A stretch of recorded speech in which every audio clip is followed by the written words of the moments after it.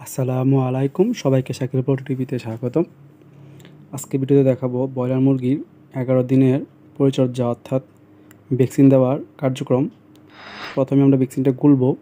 তো তার জন্য প্রথমে আমাদের ভ্যাকসিনের যে মুখগুলো এগুলো ভালো করে খুলতে হবে।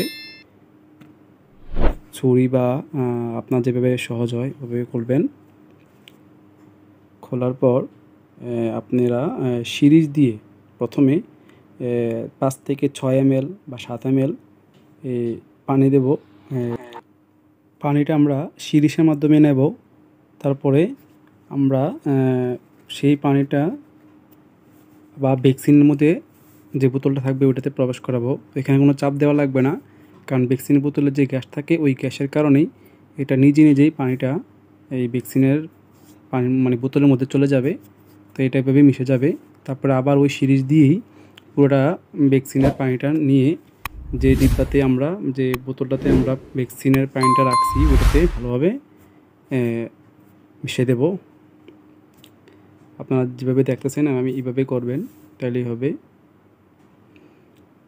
যে পুরোটা ভ্যাকসিনের পানি আমি এই যে আস্তে আস্তে করে বোতলে যেটাতে করে আমরা চোখে দেব মুরগির, ওইটাতেই আমরা নিতেছি।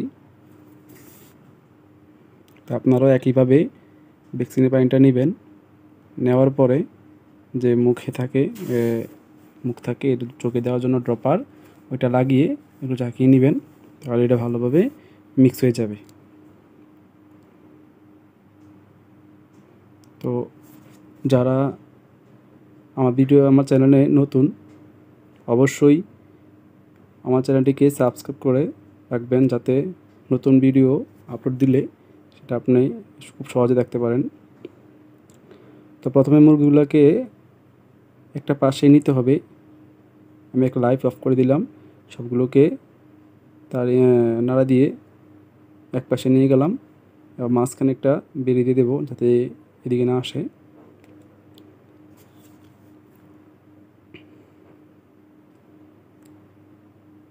দেওয়া শেষ। এরপর আমরা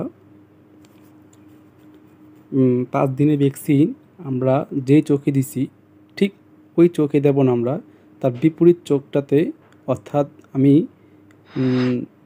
5 দিনে ভ্যাকসিনটা দিয়েছিলাম বাম চোখে, এবার 11 দিন ভ্যাকসিনটা দেব ডান চোখে, 1 ফোঁটা করে সবগুলাতেই। ভ্যাকসিন দেওয়ার পালা। দেখুন, যেহেতু 11 দিনের ভ্যাকসিন দিতে একটু সমস্যা হবে, কারণ সেটা হচ্ছে মুরগিটি একটু যদি বড় হয়ে যাবে, আর ব্রয়লার তো একটু ধরতে একটু সমস্যা হবে। তারপরও যদি আপনারা এভাবে ধরে ধরে একটা একটা করে এক চোখে 1 ফোঁটা করে দিতে পারেন, ফলাফল চমৎকার পাবেন। কারণ যদি পানির সাথে মিশিয়ে খাওয়াতে চান, হ্যাঁ ওইটাও হবে, ওইটা বেশি মুরগির জন্য। আমার তো মাত্র 320টা মুরগি, যার কারণে আমি কষ্ট করে হলেও আমি এভাবেই দিই, কারণ এভাবে আমি শিওর হইতে পারি যে সবগুলোর মধ্যেই ভ্যাকসিন প্রয়োগ করা হয়েছে। আমি শিওর হইলাম, আর ওইভাবে আমার শিওর আমি সঠিকভাবে হইতে পারি না। হ্যাঁ, আপনি 1 ঘন্টা 1.5 ঘন্টা বা 2 ঘন্টা পানি না খাওয়াইয়া তারপর যদি ভ্যাকসিন পানিটা দেন তাহলে হয়ে যাবে।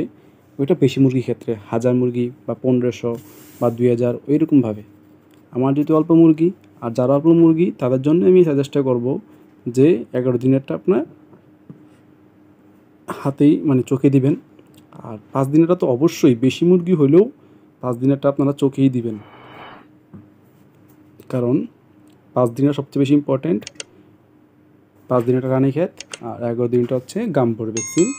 তো গাম্বুর ভ্যাকসিনটা আমার কম মুরগি আমি চোখেই দিই। আর রানীক্ষেত যখন আমি 21 দিনটা আবার দেব, তখন আমি আবার পানির সাথে খাওয়াই দেব। সেটা ভিডিও দেখাবো আপনাদেরকে নেক্সট ভিডিওতে। যারা আমার ভিডিওটাতে শেষ পর্যন্ত দেখবেন, অবশ্যই ভালো লাগলে কমেন্টের মাধ্যমে জানাবেন এবং অবশ্যই লাইক করে পাশে থাকবেন। একটু কষ্ট হবে, ধৈর্য সহকারে যদি আপনি দিতে পারেন ফলাফল ভালো পাবেন।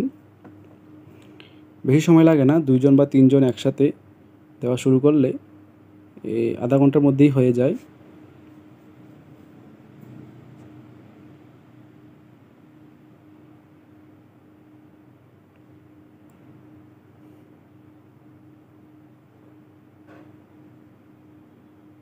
একটু জলদি করার চেষ্টা করবেন, কারণ সবগুলো একসাথে আছে তো গরমে অনেক মশাও কামড়াচ্ছে। তো গরমে অনেক সমস্যা হতে পারে মুরগিগুলার, যার জন্য আপনারা কিন্তু ফ্যান চালিয়ে রাখবেন, ফ্যান কিন্তু বন্ধ রাখবেন না। যদি টেবিল ফ্যান থাকে তাহলে মুরগিগুলোর দিকে করে টেবিল ফ্যান লাগিয়ে রাখবেন, যাতে গ্যাসটা বের হয়ে যায়। আর যাদের টেবিল ফ্যান নাই তারা উপরে সিলিং ফ্যান লাগিয়ে রাখবেন। আমার টেবিল ফ্যান নাই, আমি সিলিং ফ্যান লাগিয়ে রাখছি, যার কারণে আমার তেমন কোনো সমস্যা হতেছে না। যদি বেশি গাজাগাজি হয়ে যায় তাহলে কিন্তু মুরগি স্ট্রোক করে ফেলবে বা অন্য কোনো সমস্যা হতে পারে। আর মুরগি সুস্থ রাখার জন্য আরেকটা মেন কাজ হচ্ছে, সেটা হচ্ছে লিটার পরিষ্কার রাখা। অর্থাৎ লিটারকে আপনি যদি পরিষ্কার রাখতে পারেন, আপনার মনে করেন যে আপনার অর্ধেক কাজ হয়ে গেছে, মুরগির ওজন এমনিতেই আসবে, সেটা নিয়ে আমরা চিন্তা করা লাগবে না। আপনার ম্যানেজমেন্ট বলতে আমরা এটাই বুঝাই যে পানি পাত্রগুলো পরিষ্কার আছে কি না, খাবারের পাত্রগুলো পরিষ্কার আছে কি না, লিটার পরিষ্কার আছে কি না, ঘরের মধ্যে কোনো গ্যাস আছে কি না, আপনি যে প্রবেশ করবেন আপনি এই জীবাণুনাশক যে স্প্রেটা এটা দিয়ে আপনি ঘরে ঢুকছেন কি না, ঘরের মধ্যে 1 জোড়া বা 2 জোড়া জুতা রাখবেন যেগুলো বাইরে ইউজ করতে পারবেন না, শুধু ঘরে ইউজ করবেন। এই জিনিসগুলা আপনি যদি আর হচ্ছে টাইমলি পানি, পরিষ্কার পানি। আপনার আরেকটা বিষয় হচ্ছে, আমরা সবাই পানি খাওয়াই, সবাই মনে করি যে পরিষ্কার পানি, আসলে পানির মধ্যে আয়রন আছে কি না এটা কিন্তু আমরা কেউ খেয়াল করি না। যদি আপনি মনে করেন পানির মধ্যে আয়রন আছে, তাহলে কিন্তু আপনি পানির মধ্যে যে পিএইচ এটা কিন্তু নষ্ট হয়ে যায়। তো যার জন্য আমরা পিএইচ একটা ওষুধ আছে সেটা আমরা প্রয়োগ করি প্রায়। আর বড় হয়ে গেলে তেমন লাগে না, কিন্তু বাচ্চা থাকতে বা ব্রুডিং অবস্থা থেকে 10 দিন 12 দিন বা 15 দিন পর্যন্ত এই পানির পিএইচটা ঠিক রাখতে হয়।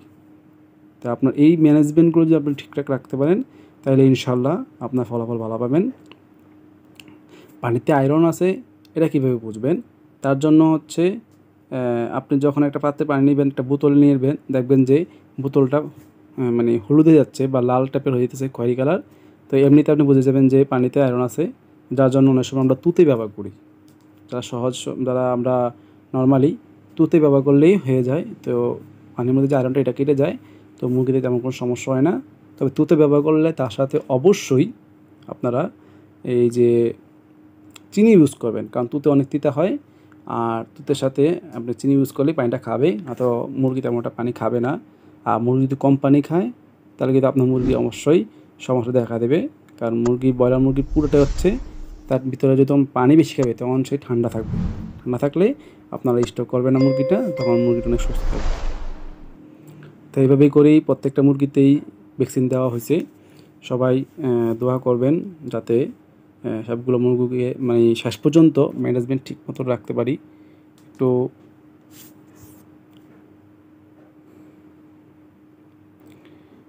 তো যারা ধৈর্য সহকারে পুরোটা ভিডিও দেখছেন সবাইকে অসংখ্য ধন্যবাদ। জাযাকাল্লাহু খাইরান। সবাই আমার জন্য দোয়া করবেন। ভিডিওটা ভালো লাগলে অবশ্যই লাইক করবেন এবং আমার চ্যানেলটি সাবস্ক্রাইব করে পাশে থাকবেন। আল্লাহ হাফেজ।